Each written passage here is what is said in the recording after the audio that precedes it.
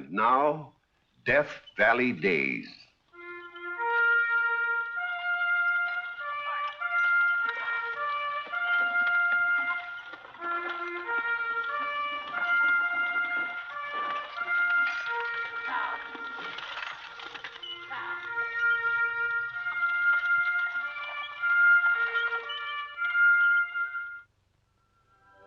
Howdy, folks. I'm the old ranger, and I have another interesting true story for you about the historic Death Valley country. I got out the dictionary the other day as I was mulling over this particular story and looked up the definition of the word beard.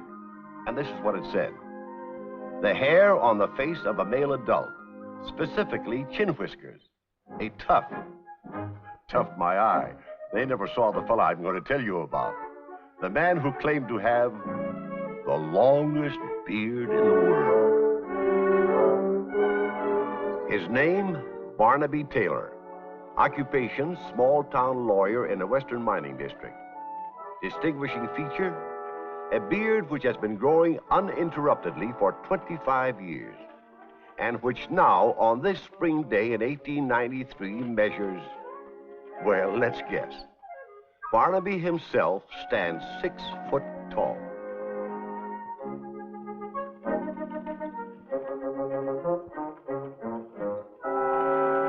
Barney. Well, Ed, Jack, we were just talking about you. We've got a proposition to put up to you, Barney. A wonderful idea. What is it?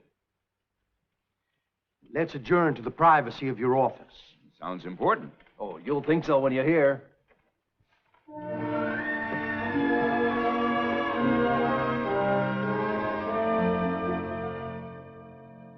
You're suggesting that I run for Congress? It's high time this district had a proper representative in Washington. Someone who'd really put us on the map. Maybe boost the price of silver. Think what that would mean to all of us. Well, yes, certainly. But I've never been active in politics. That doesn't make any difference. You've got what it takes. Gentlemen, I'm flattered that you think so highly of my abilities. It's not what's inside of your head, Barney. It's what's outside. It's your beard. That beard will get you elected. There's no beard in the state can compare with it. In the whole United States of America. In the whole world. But is that enough to get a man into Congress? What does a beard stand for in the minds of people? Manhood, virility. Isn't that right? Well, yes. Look at all the great leaders of history. Bearded, every one of them. The kings, the prophets, the generals, the presidents.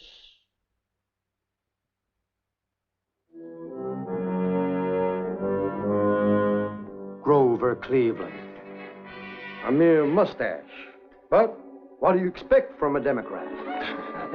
You'll run on the Republican ticket, Barney. We've got the campaign all figured out. Barnaby Taylor for congressman, the candidate that represents the strength of the West. I like virility better. I agree with Barney. Stand up, Barney. Magnificent. If that doesn't inspire confidence in the constituent, I don't know what will. Oh, come now, gentlemen, gentlemen. Then you will run, Barney? Well, you really bearded me in my den. I accept the candidacy. Now you're talking, Barney.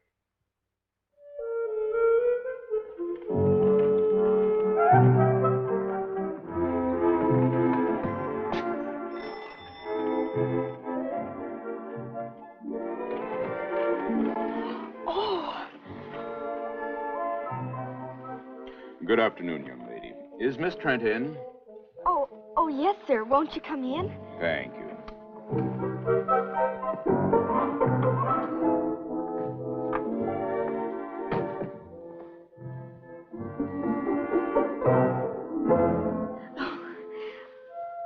She's right in there, in the parlor. May I take your hat? No. Watch this. Mr. Taylor. Miss Trent? Forgive my manners. But I just wanted to announce to you that my hat's in the ring.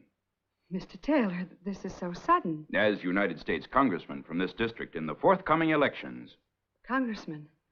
Oh. Is that the same as a senator? Run along, Cora, and read over the Constitution before supper. Article 1. Yes, Miss Trent.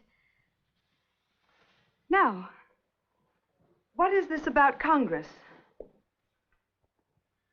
A delegation waited upon me in my office this morning and persuaded me it was my duty to run. It's high time this district had a representative in Washington who'll really put us on the map. You're just the man to do it. You're able and honest and... And I have virility. To wit, think back over the history of the world, Miss Trent, and what have all the great leaders had in common? Beards. Beards? Kings, prophets, generals, presidents. Not George Washington. Oh, well, that was in the days of wigs. When wigs came in, beards went out, and vice versa. What does a beard signify to most people, Miss Trent? That you're a man. A strong man, a virile man, and that will be the keynote of my campaign. A vote for Barney Taylor is a virile vote. I rather like that alliteration, don't you? Virile vote. It's an unusual platform. My managers feel that it's a very sound one. I hope you're elected, though we'll miss you here. Miss Trent. Francis, would you consider accompanying me to Washington as my wife? Mr. Taylor. It would make me very proud and happy. You honor me, Mr. Taylor. Please, Barnaby. But I'm already wedded. To my career. Oh, is that all? All? I've spent years building up this school. Not easy, a young ladies' seminary in the West. I couldn't abandon it now. Does that mean you're never going to marry? Oh, I wouldn't go so far as to say that. Perhaps someday. Then I can still hope? There is no man for whom I have a higher regard than yourself, Mr. Taylor. But I think you'd better just concentrate on politics for the time being. It would be a great help to me to have a wife of your charm and intelligence by my side. You have your beard.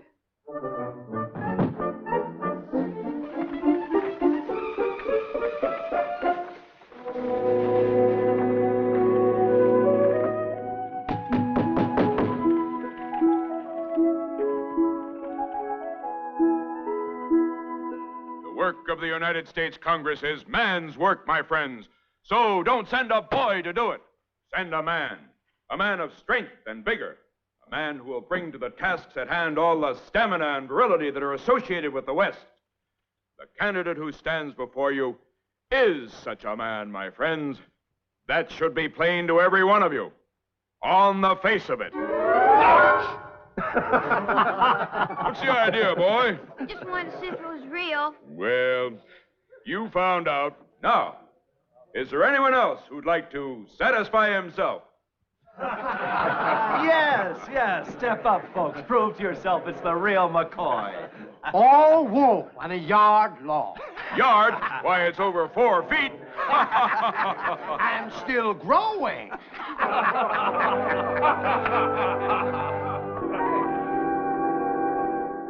I thought he'd be mad, but he wasn't. He invited anybody who wanted to come up and tweak his beard. Cora, I hope you didn't.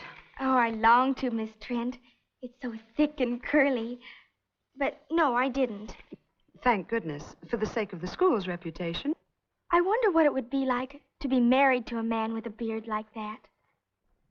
The bell will ring for study hour in just a minute, Cora. Be kissed by him? Cora! Oh, yes, Miss Trent? A girl of 15 shouldn't harbor such thoughts. Or tarry on the street listening to campaign speeches. Oh, it was a wonderful speech. All about manhood and virility. I wish you could have heard it. I have, in this very room. Don't you like Mr. Taylor? Mr. Taylor is a very estimable man. But I think that beard of his has gone to his head.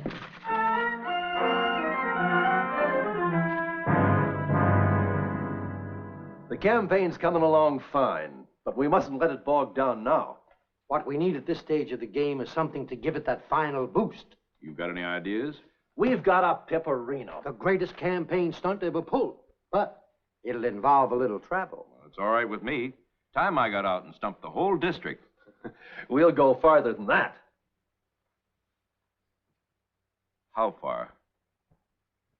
By the time we get through, you'll be the best advertised candidate in the United States. A whole nation will be betting on your election. That's very gratifying, but you still haven't told me the nature of this stunt. You leave that to us.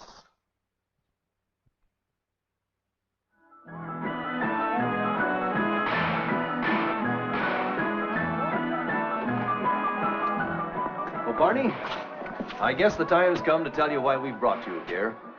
You've just seen exhibits from the four corners of the earth. The greatest collection of marvels ever staged by man.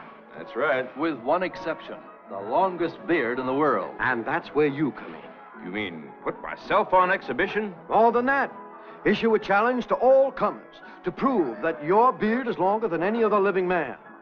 Why, that's preposterous. Sure it is.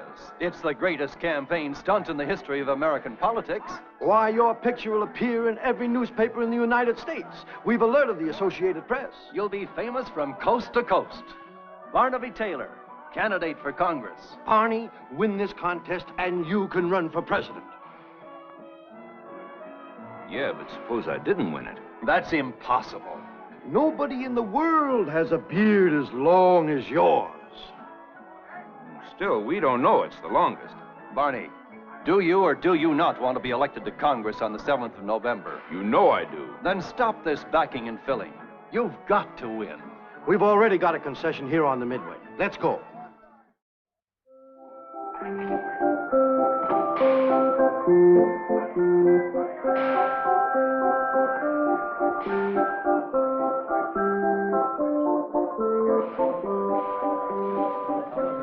Ladies and gentlemen, the beard of the claimant to this title measures 4 feet 2 1/2 inches, certified before a notary. All right, let's see the challenges, one at a time.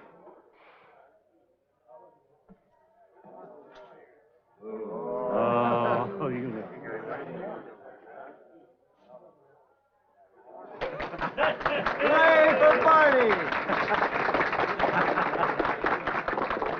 Next contestant, please.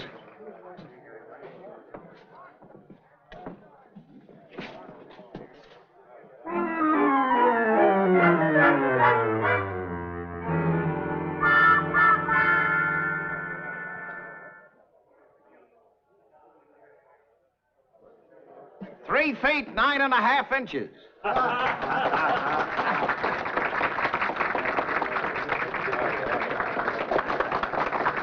Next.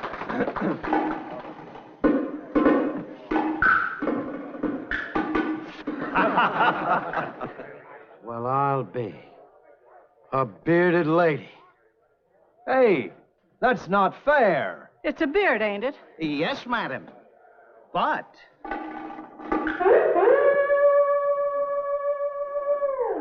it is only 2 feet 11 1/4 inches. Yay for Barney, our new congressman from El Dorado District. Are there any more contestants? Then, ladies and gentlemen, I have the honor to announce as holder to the title of the longest beard in the world. Monsieur, wait a minute. Pardon. Monsieur, s'il vous plaît. Who are you? Henri Charpeau. The man with the longest beard in the world.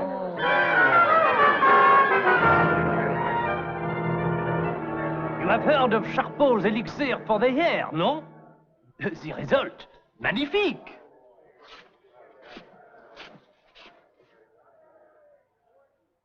We will measure.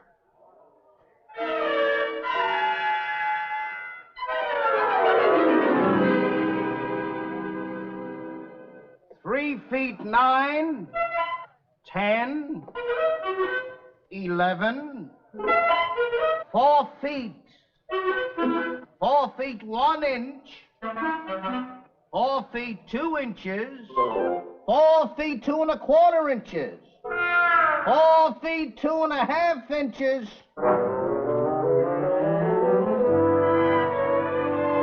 Exactly the same length as yours.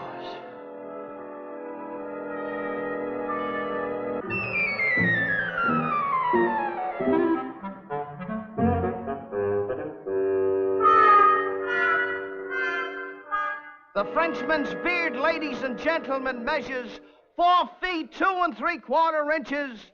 The winner by a hair! Vive la France!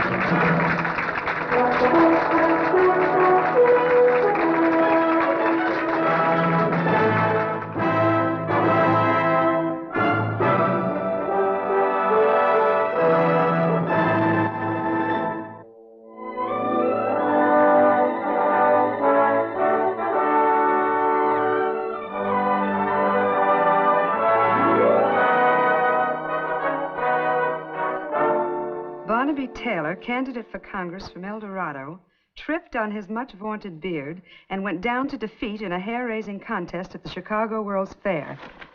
These smart-aleck reporters. The politicos are now predicting that Barney will take it again on the Chinnet election. What does that mean? That he'll be defeated. Just because his beard is 1/4 of an inch shorter than some Frenchman's? Because it was a silly platform to run on in the first place. But I do feel sorry for him. Oh, I wish I was a man, so I could vote for him. If you were 21, you could vote anyway.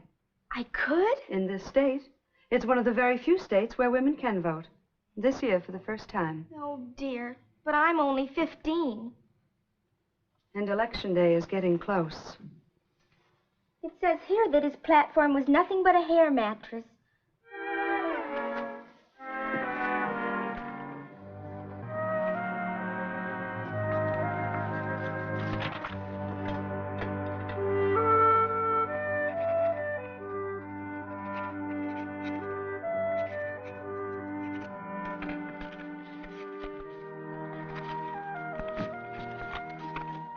Will you deliver this note to Mr. Taylor, please, Cora? Me? Oh, yes, Miss Trent. At his office. Yes, ma'am.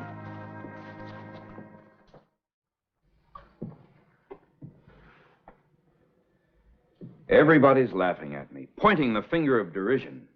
I can never show my face in public again. You never have shown it. I'm going to have to move away. What do you mean? Do you want my advice, Barney? Well, yes. Cut it off. Cut it off? Clean. Come right out in the open and let people see what you really look like. I couldn't. Why not? Well, it'd be admitting total defeat. This beard is the badge of my campaign. It's the appeal to the virile vote. Change your slogan to a clean sweep for Barney. Now you're mocking me. No. I want to help you, truly. I could never get elected without this beard. Well, it's worth trying. Don't you dare! Barney, you remember the day you sat here in this room and asked me to marry you? Yes, and you rejected me. Just as the voters will reject me on November 7th. You shave off your beard and I'll say yes. Miss Trent. Francis. Is it a bargain? You mean shave it off entirely? Well, if you can't have the longest beard in the world, why have any? I could never grow another one like this. Not at my age. Well, of course, if you prefer the beard to me. You wouldn't settle for a Van Dyke? Not even a mustache. You Delilah?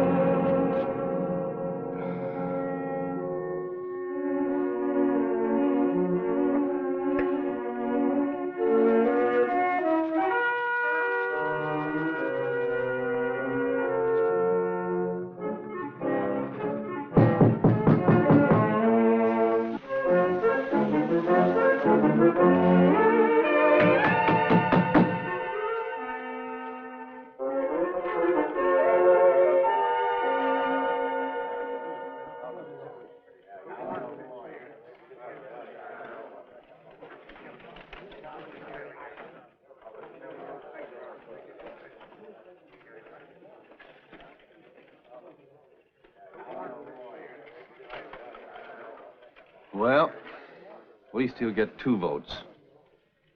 Yours, mine. Yeah. I wouldn't give you a nickel for his chances. What time is it? No. 8:25. Too early to learn the returns. How much easier to look at your watch than when you had to go rummaging through your beard. Well, I still feel rather exposed without the beard. You look 20 years younger. And very handsome. Francis. And another thing, you're not nearly so pompous. Was I pompous? Insufferably. Well, I have nothing to be pompous about now. Except, of course, the one fact. The one bright light in my life at this moment. Who's that? Oh, excuse me. I just wondered if you'd heard yet how the election came out. Not yet. You should be at campaign headquarters when the results are announced. I already know the answer. I'll go with you. Oh, can I go too? Please? If she wants to join the mourners. Oh, goody. I'll get my things.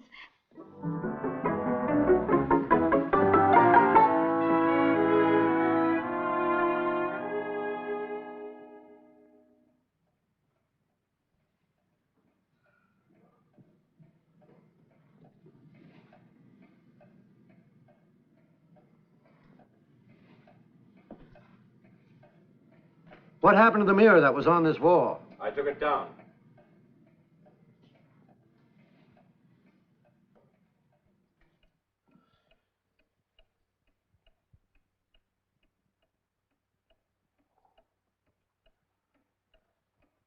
I don't know why it has to take them so long. There was a record turnout this year, I understand, with women voting for the first time.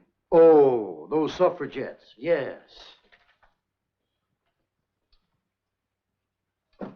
They've got the results. It was a landslide. Congratulations, Barney. What? Our next congressman, gentlemen. And ladies, it was the woman's vote that swung it. Well, what do you know about that? Wonderful. He's going to make a new one, Barney. You're going to do fine up there, Morrison. Francis, you're the only person who hasn't seemed surprised. I knew you'd be elected. Bless you for your faith in me. It was more my faith in women. How do you mean? I figured if I liked you better without that beard, so would they. It was a fabulous beard. It was pretentious, unsanitary, and scratchy, I'm sure. So that's why you had me shave it off, to get more votes. You were taking a long chance, my dear. The longest chance in the world.